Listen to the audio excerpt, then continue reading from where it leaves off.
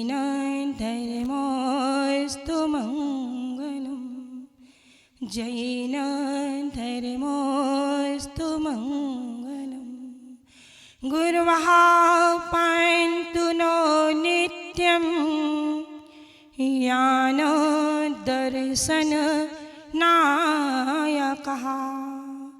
चारित्राणो गम्भीरः मोक्षमार्गोपदेशकः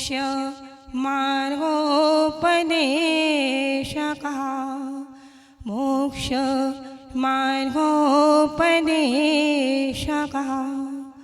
मोक्षमार्गोपदेशकः। बोलिए अनंतानंद शिव परमेष्टि भगवान की जयकारा कैसे लगाना है कल आप लोगों को बतलाया था। दोनों हाथ ऊपर की ओर होना चाहिए और आवाज में बुलंदगी होनी चाहिए। बोलिए देवाधिदेव 1000 सिर अजितनाथ भगवान की। बोलिए देवाधिदेव 1000 सिर पार्श्वनाथ भगवान की। बोलिए वर्तमान शासन नायक श्री वर्धमान भगवान की।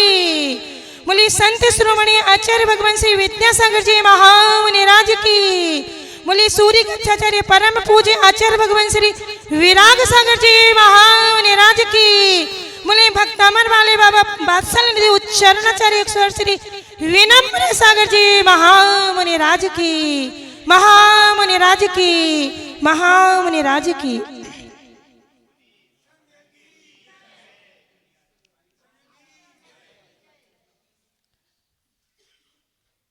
पूज्य गुरुदेव मंचासीन है, गणधर के पेट पर विराजमान है। उनके समक्ष यदि मैं कुछ भी बोलूं तो उचित नहीं लगता है। गुरु के गीत की गीता मैं गाती गुनगुनाती हूँ। गुरु के गीत की गीता मैं गाती गुनगुनाती हूँ। गुरु की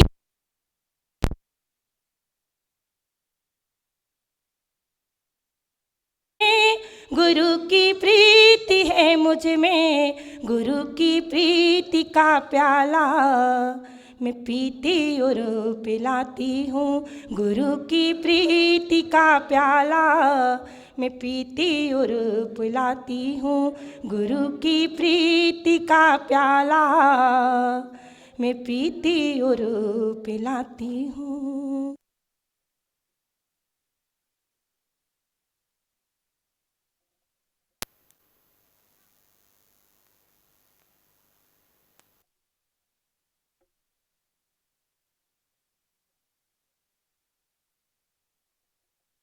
अच्छा लगे समझना कि मेरे गुरुदेव का है। आचार्य भगवान ने कहा है साधु नाम दर्शनम पुण्यम तीर्थ भूता ही साधुवा कालेन फलते तीर्थ सद्या साधु समागमः। साधु नाम दर्शनम पुण्यम, साधु का दर्शन, साधु के दर्शन मात्र से पुण्य का बंध हुआ करता है। लिखा है कि संत दर्शन का जो पुण्य होता है 14 जन्मों के पुण्य के फल से हम घर से निकल पाते हैं।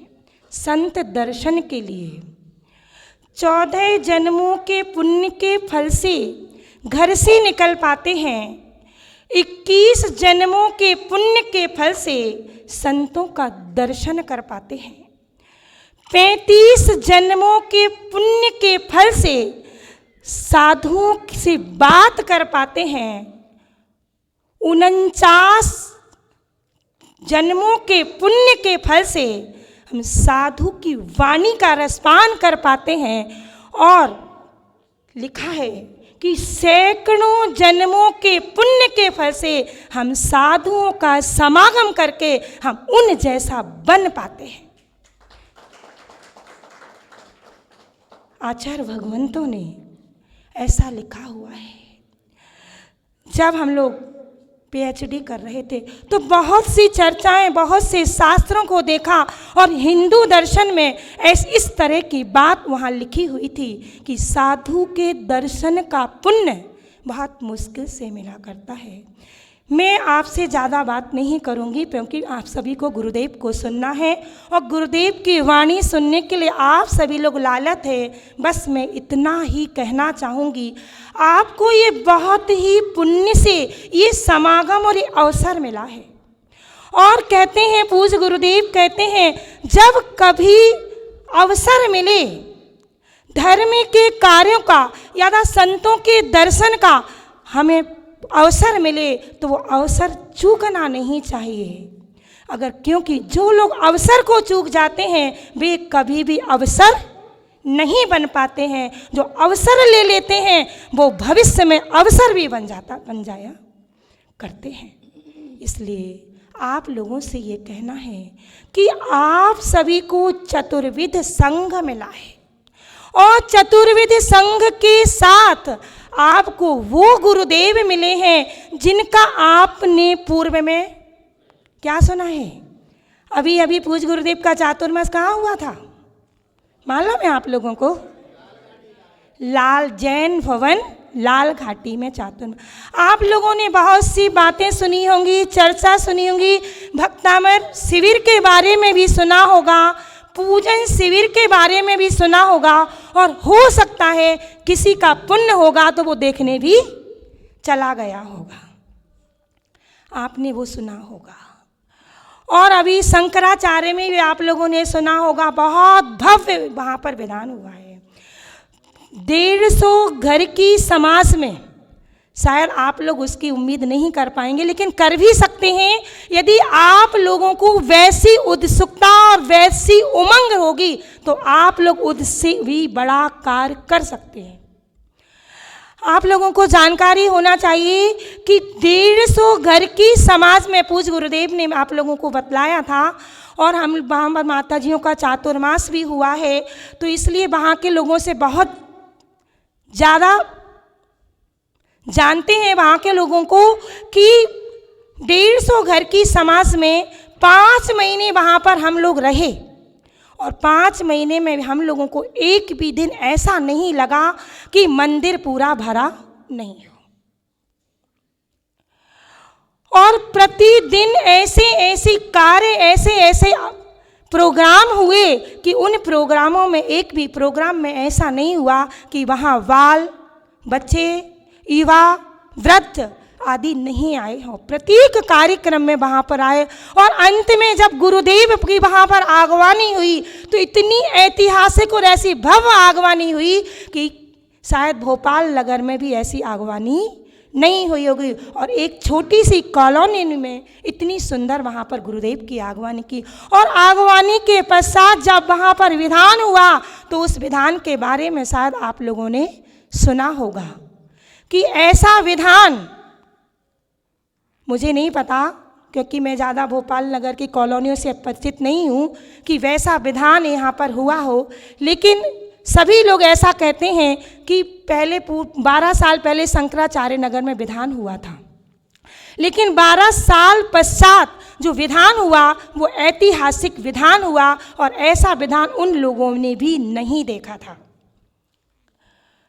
तो आप लोगों से मैं भी यही कहना चाहूँगी कि पूज्य गुरुदेव का आप सभी लोगों को ये सानिध्य मिला है, आप लोगों को अवसर मिला है, वो अवसर चूकिए मत वहाँ, क्योंकि समय बहुत कम है। कल भी मैंने आनंद यात्रा में एक बात बोली थी, आप लोग गुरुदेव को 1 साल रोकना चाहते हो क्या? चाहते हो 1 साल रोकना? शंकराचार्य वाले तो केवल 1 महीने ही रोक पाए और नेहरू नगर का ऐसा पुण्य है कि लाल घाटी वाले 4 महीने ही रोक पाए। अब नेहरू नगर का नंबर है, देखते हैं कि 1 वर्ष रोकते हैं कि 1 सप्ताह रोकते हैं कि 1 दिन रोकते हैं। 1 वर्ष अगर आप रोकते हैं तो नेहरू नगर का नाम पूरे भोपाल में हो जाएगा। और केवल रोकना ही नहीं है, रोकना तो रुकना ही नहीं है, रोकने के साथ हमें करना क्या है, इस पर विचार करना है।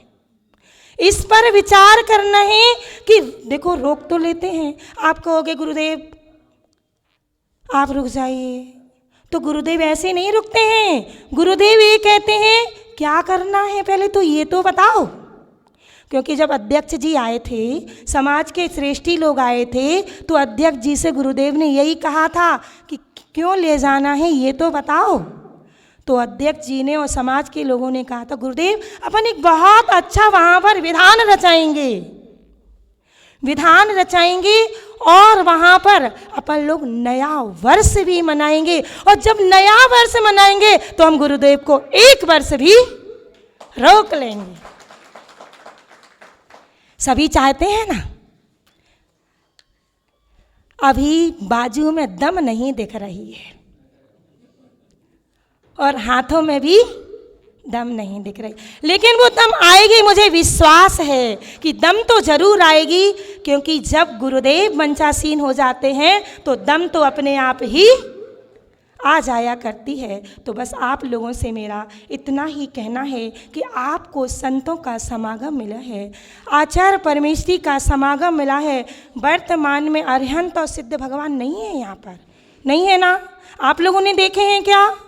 नहीं देखे हैं, हमने भी नहीं देखे हैं, बस श्रद्धान किया है। लेकिन आचार्य और सिद्ध परमेष्ठी के रूप में जो हमारे समक्ष मंचासी आचार्य परमेष्ठी विराजमान है, वहीं अपनी वाणी से आपको अरिहंत और सिद्धों का परिचय कराते हैं, और वही अपनी वाणी से जिनवाणी का रसपान कराते हैं, और वो आचार्य परमेष्ठी के रूप में यहाँ पर वो विराजमान है। हमें उनकी वाणी को सुनकर के हमें धर्म की बातों को समझना है, संस्कारों की बातों को समझना है, ज्ञान की बातों को समझना है। क्योंकि पूज्य गुरुदेव में इतना अटूट ज्ञान है कि जब एक भजन पर, केवल एक भजन पर जीवन है पानी की बूंद पर, जिन्होंने समय सार जैसी ग्रंथ पर, जिन्होंने प्रवचन सार जैसे ग्रंथ पर, अष्टपाहुर जैसे ग्रंथ पर, और कितने शास्त्रों पर मैं अगर नाम लूँगी तो सुबह से शाम हो जाएगी और हम पूरी बात भी नहीं कर पाएंगे।